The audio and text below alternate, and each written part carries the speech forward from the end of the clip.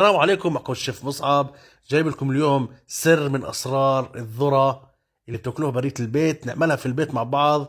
طعم رهيب وخرافي وبتنسهوش وأنظف من برا. طبعا بنزيد 3 معالق ملح. أنا بحط على كل كيلو ذرة حوالي 3 معالق متوسطات من الملح. بزيد عليه مية اللي غليتها مسبقا في الكمكم.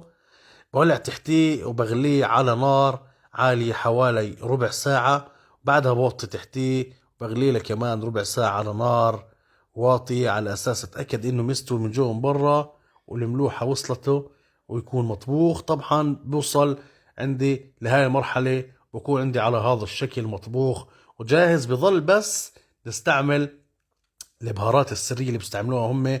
هن عبارة عن مكعب زبدة، بنزيد بهار اللي هو البابريكا، بنزيد كمون، بنزيد بهار بسموهم البسلي، طبعا هو بهار المشاوي.